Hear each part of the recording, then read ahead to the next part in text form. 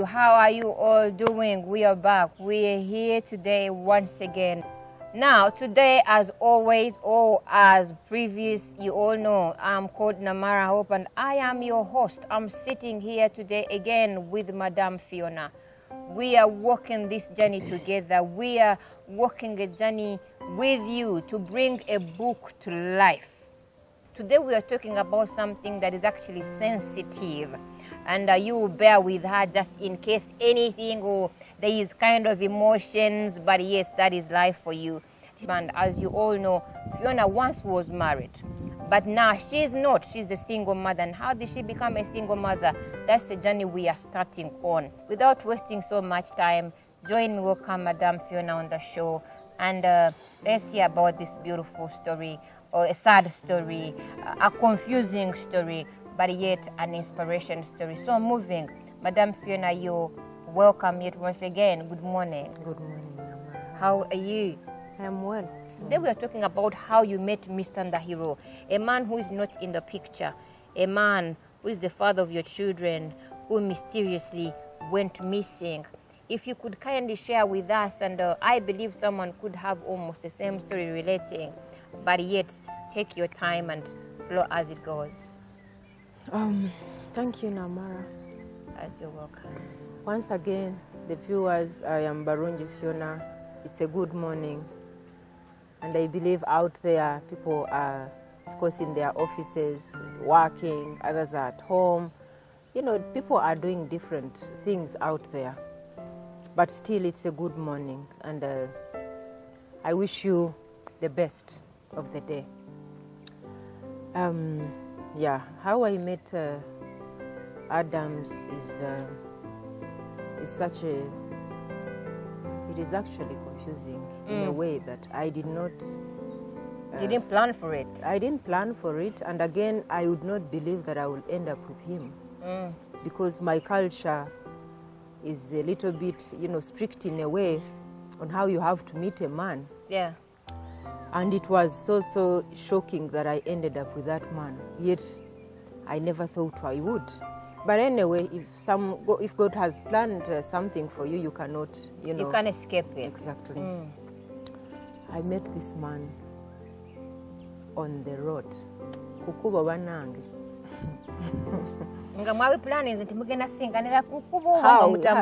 How? You know, I didn't know this guy. I was, you know, walking, doing my own stuff. Yeah. And he was, you know, moving and going to do his own stuff. It was actually around 11 in the morning. Wow. I don't know where he was coming from, but for me, I was coming from home. I had not yet gotten a job. Had, I think, stayed like 6 or 4 months around this country because I was working in a foreign country. Yes. So I, you know, get out of my home. I was going somewhere. There's an office. I don't know whether it's still there, but that time it was around Rumumba Avenue. These people were selling something like multivitamin stuff, foods of the sort called GNLD. So I was a member there, and I used to go pick some stuff from there sometimes early in the morning. So as I was on my way moving to GNLD, Rumumba Avenue, it used to have a roundabout, but later on I think they removed it. So I come from the other side down from KPC, and of course to the roundabout, then I rotate as I'm going to go the direction of GNLD office. Now this guy comes from the other side of All Saints Church, Nakasero State House, that side. Okay. He's in his car. I think they are driving him. Probably going somewhere. I don't know. I don't know where he's, because I never even took my time to ask him where he was going. Even after we started living together, I did not remember, because it's something as I would sit and I would be like, oh, I ended up with a guy. So there are things that I did not mind to, you know, to ask and stuff, because they were always confusing. I am a boda boda. I'm on a boda boda, of course, as a girl who doesn't have a car. I wasn't driving at that time. The quickest means of Kampala as well. Exactly. So as the boda boda immediately turned like this, we are going to GNLD. this car is coming. They actually almost knocked us. And the guy hoots.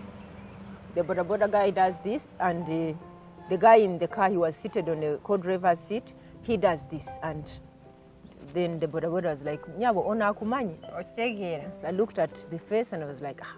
Anyway, the unfortunate part of it, he looked like people I did not want to see that time. Like, we'll get that. Then they kept on hooting. They followed us. And the driver told the boda boda guy to park, and then he said, "Nyabo nemugamba gwe bako basajja ba Kampala aba bamanyira ono si mumanyi tugende." So we went. We drove like I don't know how many meters there. Then we parked. Of course, the guy parked the boda boda. I am off. And you all still going the same track? No, the guy was. I don't know where he was going for heavens, but when we parked, he parked. That's it. You have to pursue when you that is called pursuing. There are things that you would not want to even tell. I know. That is why I definitely, gave you the lights up or the thumbs up before we started. That this could be very, very sensitive as it could be. I picked my bag, of course, to pay the guy. And he calls me like this. I looked at him. I know how to. I am good but bad in the other side. I'm like, look at this one. And you call me like that.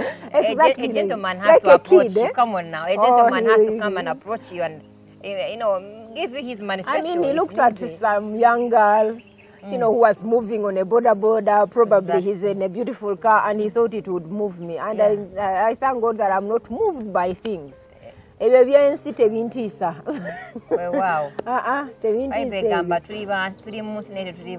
Exactly, in the city one see.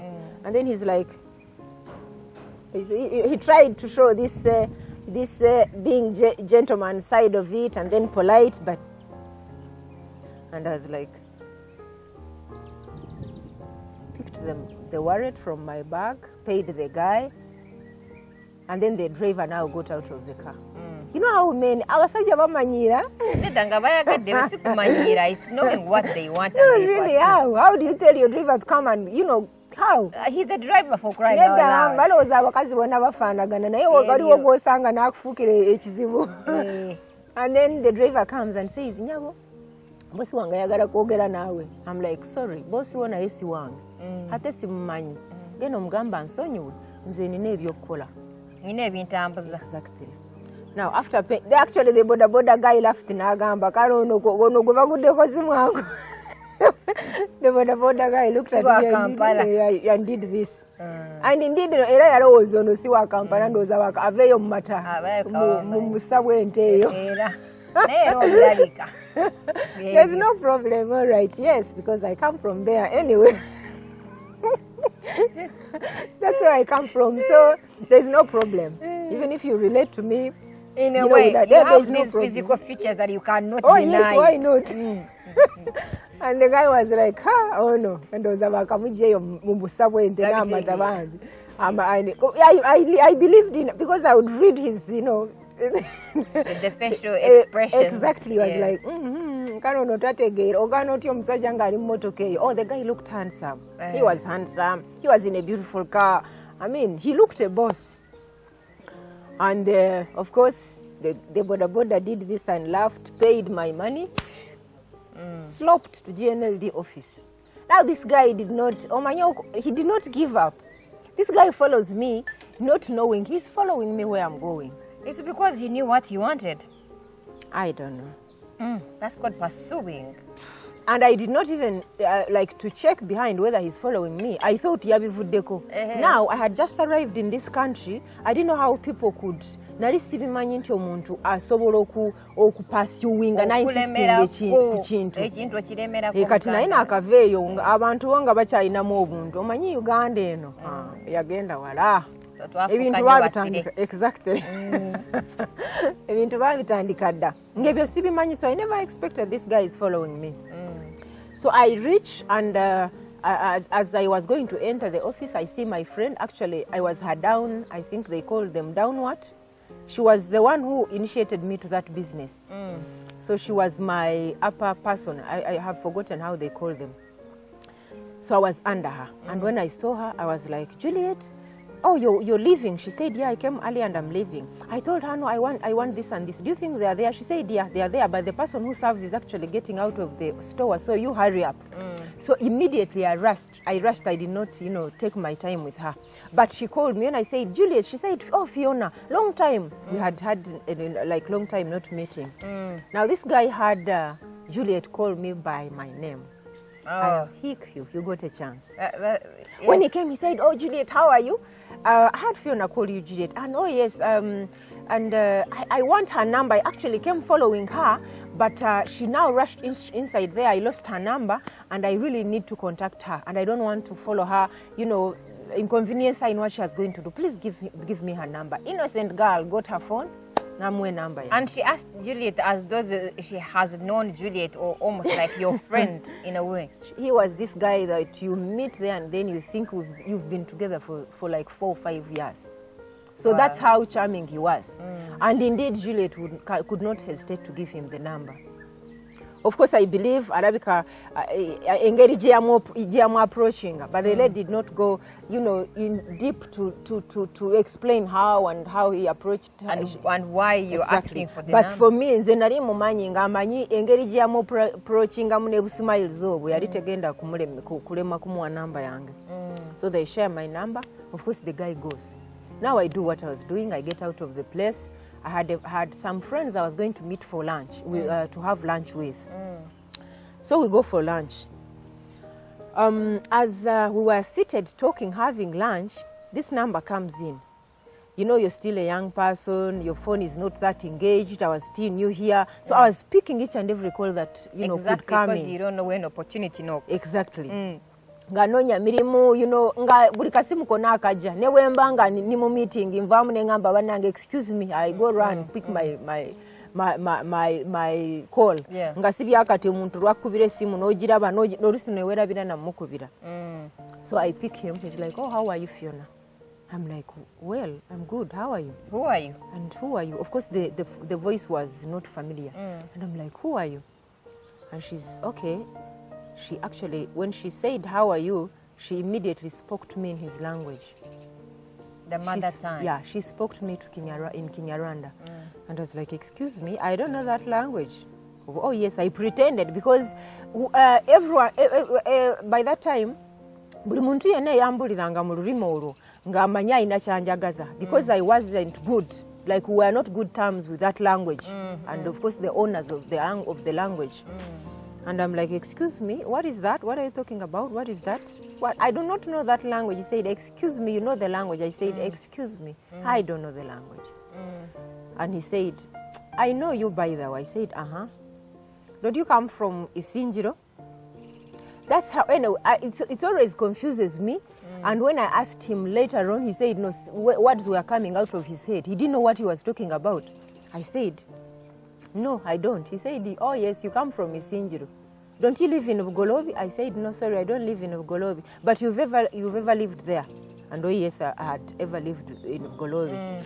I said, no, Jonana Bigana. I refused to okukiriza buli kimu kyonna kyangamba. Nenge gaali ge mazima. Nga gaali mazima naye nga simanyi gy'abijja. Kitegeeza yakubuulirizaako. No, he called me yansinkana saawa nga 5. He called me saawa 8 kati yambulirizako ki. Alina gwe yabuuza tebe yabijja. No, later on I asked him nga tumaze okwetegeera twemanyi ne mubuuza where were you getting all those things? He said no, things were coming in my head. I didn't know where I was getting them from. For real? And of course after he got to know I come from Isinjiro, I've ever lived in Bugorobi, and he's like, ne mugamba gwe wakikola otya? And he said, I don't know. Things were just coming. Divine intervention. I don't know. Oh yes, of course I tried to ask who he was, and he said, anyway, I don't want to waste your time. I'm a person you met at Lumumba Avenue. The one who pursued you. Exactly, and you really ignored me. You're a bad girl. The way you look, you're not supposed to be behaving like that. You shouldn't be polite. You should be polite. You shouldn't be as hard as, the way you behaved wasn't. I said, how did I behave? You wanted me to talk to strangers, why? And then in the first place, where did you get my number from? And he said, tofaayo ebyo ebireke, and I was nemusarako. Tayagala akifunye. Ne ngamba gaayo ono mpega kati alabika agenda na kunzita. I panicked. You know where I was seated, I panicked so much, and these guys were like, what, Fiona? I said, I met a guy, I narrated a story to them, and they said, really, bring his number. I gave them. They actually looked for the guy. Ne bamukanga, they intimidated him. And he said, you know what, now I know. Mwemuva wa mukyalo ono gwe nasinkanye bamuyita Fiona. Because why would this happen to me nga nakamukubira essimu? Exactly. N'abagamba banange mugubulire omukyalo oyo. I don't know why she's really intimidated, why she's feeling like that. Me, I just fell in love. And they are like, gwolabika oyagala kumutta. Actually, muveeko, abo abantu nga mmwe tabaagala. That guy was, I don't know what he was in his head. Naye teyali mwangu, of course, after bwe twamala okwemmanya ne mumanya character ye. Ng'alemerako. Ng'amanyi kyayagala. Exactly. So n'abagamba munsonyiwe mugende mumugambe. Nze namwagadde bye byambulira sibitegeera eyo gyangamba yesi ŋŋendayo naye si gye nzaalibwa abazadde bange abamu babeera wano mikwano gyange gibeera wano nzaaliddwa wano nsomedde wano ebyo byangamba sibitegeera. And they were like, okay, tujja kulaba, but be careful, don't try to follow her up. He said, well. So he kept on calling me. I saved his number as stranger. I usually save those people who call me nga sibategeera. Mbatekamu stranger. Stranger 1, stranger 2. I can imagine you have a lot of strangers in your phone. And indeed, if you check my phone, yeah. I have like stranger 10. Wow. Whereby, if you call at night, I will say stranger 10 night, yeah. stranger 5 mornings. Wow. So I put stranger. And of course, I stopped calling picking his phone call. Now, oh God. It is well. So can you catch it? It is well. It is well. It is well. One time I'm in a taxi, coming from town. I don't know what happened to me. I felt like I had fever. Temperature was raising. That was like the 5th or the 6th day after we had met. I felt so bad. And I was seated with a Mtoro lady who kept on looking at me, and she would see I was struggling, like I am even failing to breathe. Yeah. And she's like, are you okay, madam? I was like, no, I am not okay. I don't know what has happened to me, but I am mpulira ngenda. Like I was losing my breath. Slow but sure. Exactly. Now, we're in Jam. By the time we reached my place, I was living that side of Namasoba. I was already like, asleep. This is how bad it was. Being in a trance. Exactly. Yeah. Kati, ono mchala, n'agamba ba taxi, tutambule later on Jam, netambula. So that lady was going to Seguku. So, and when people saw us talking, they thought we knew each other. So she said, when they asked her, what has happened to her? She said, no, I don't know. Now, and she's like, no, she's actually a stranger. We just met her here. I just met her here. So what are we going to do? Because she's actually almost fainting. She was like, so they tried to talk to me. They talked to me. They asked for my phone. Nozanga bagala kulaba abantu babasobola okubira. Naye nga abantu abalimu, the only phone number that was there was written on daddy, yeah. My father. Yeah. They called my dad. It wasn't going through. They called other people abalimu nga babiri nabo tebakwata kati ne bibasobera. So the lady said, I stay in Seguku. They were going to Entebbe. Muntwale nze ngenda kubeera naye until she's okay. So now, fortunately, nga mukama byakola. We reach at Seguku. There is a clinic called Doctor's Clinic. Wabutaxi mbu n'amugamba, because ebirala nali sibimanyi. N'amugamba, I think we could leave you here osooka omutwale mu ddwaliro, because tojja mutwala waka. And the lady was like, yeah, oh yes, you're right. Ne batujjamu ne batukwatirira ne tugenda mu ddwaliro. Awo we nakoma okutegeera. They put me somewhere, admitted me. Now the lady started like checking to see who she could call. Yeah. Now she calls the last call that I had called, and it was him that day. The stranger. Exactly, the stranger. And she said, Kati ono stranger yani. Exactly. Obana Rosa, I don't know what she thought. I don't know why she called her, because omuntu gwe bawandise mu stranger. Ndoza bwe byamusobera yakubira stranger lwakuba gwe nali nsembye y'okwogera naye. Yes. Namgamba, here is a lady called like this, and I saw you called her, you're the last caller. She fainted, could you be knowing her family? And the guy said, no, I don't know her family, but I think I can be there for her. I can help. And the lady said, please, if you can. But I think he took long to come. Then later on, my sister came, and she was there for some time. Then later on, this guy calls back, my sister picks. Namugamba teyasoma kulabawo erinnya yali tamanyi kusoma kale. I had a sister who didn't know how to read. Na ye alaba stranger n'alooza linnya ly'omuntu. Exactly. So n'asoma n'amukwata, n'alaba erinnya n'amukwata. And he was like, oh, I am actually approaching there. This sister was like, oh, you want Fiona? Fiona is not feeling well. She's here admitted, blah, blah, blah. And they have given her painkillers, so she's sleeping. And of course, in a few minutes, the guy reaches. He sits there. Now, the unfortunate part of it, when I was getting out of my sleep, whatever it was, nasanganga yatuddawo ne my sister. When I saw her, nenzirayo. There was a nurse, and the nurse was like, what is wrong? But the guy also, neyekanga. He was a little scared.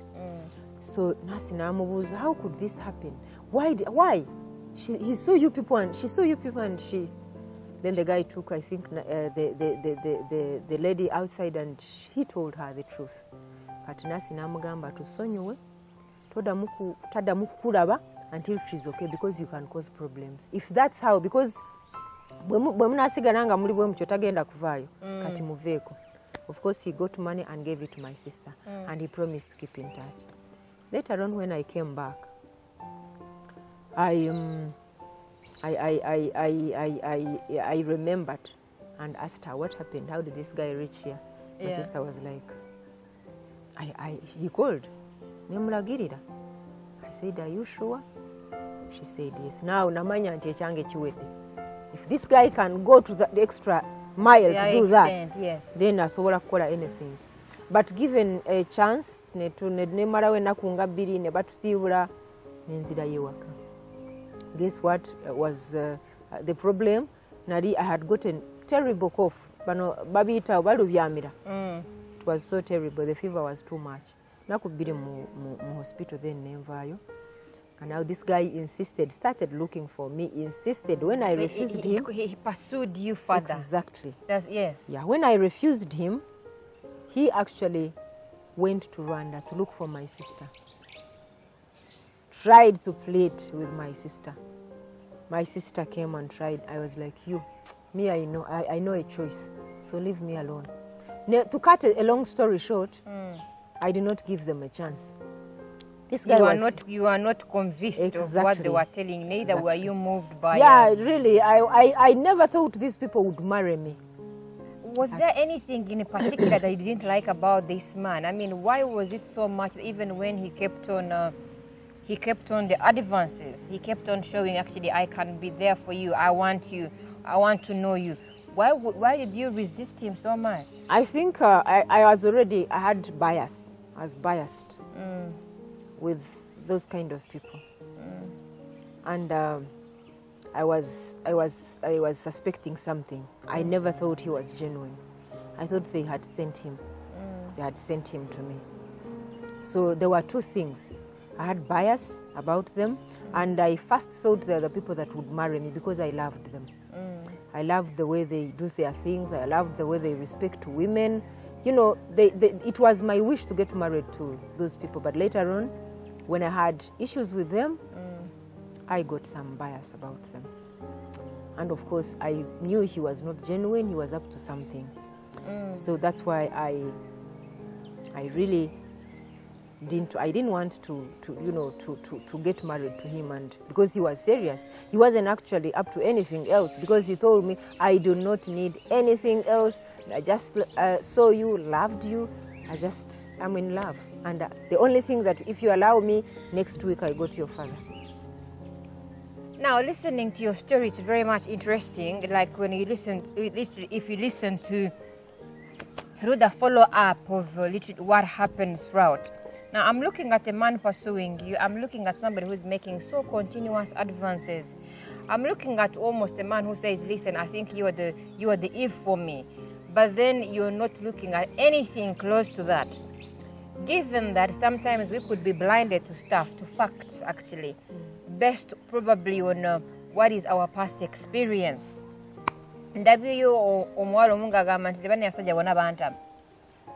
Even then, those who come and they love him, they love her.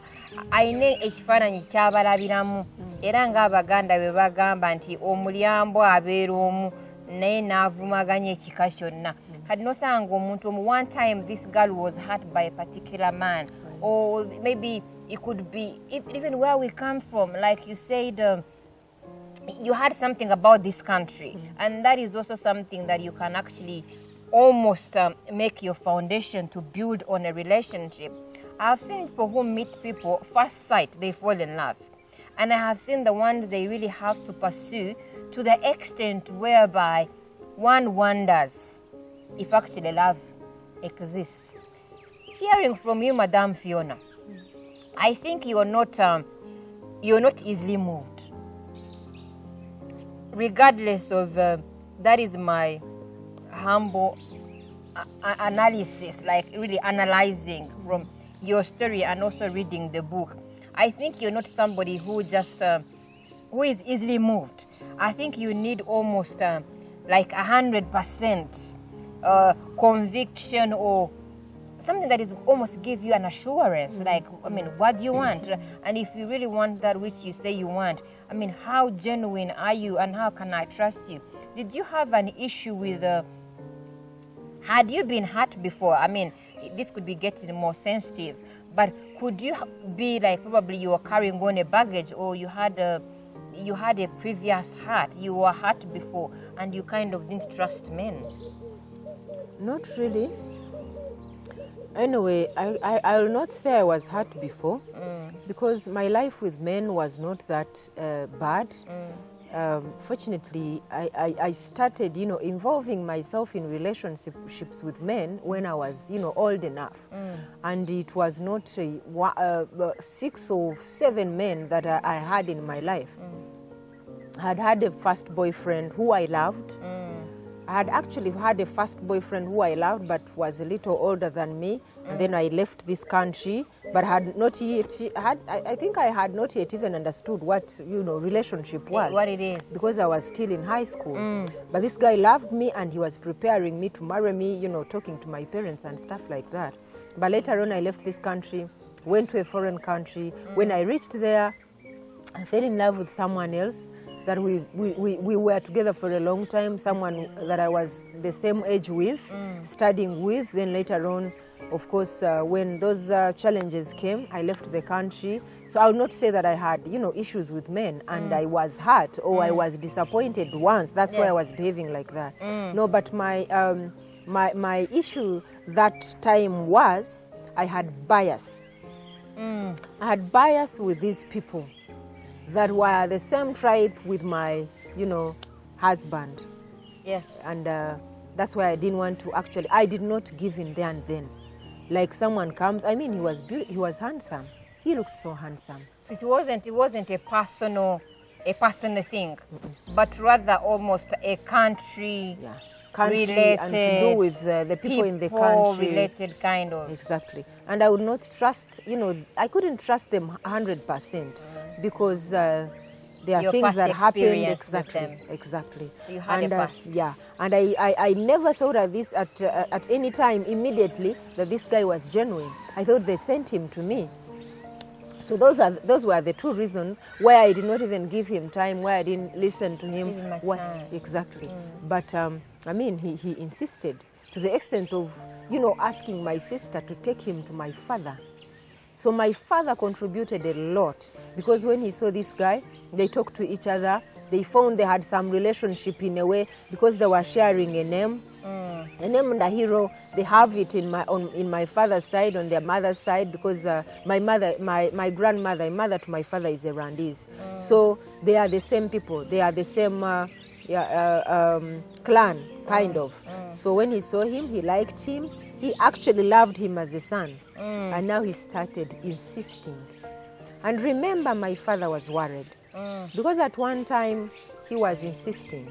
Me and my sister were not yet married. Yeah. And he wanted us to get married. Worried Like, in exactly. a way, like he was worried why you girls in particular were not actually, you didn't show any interest, or you didn't seem to be moved by anything like a relationship.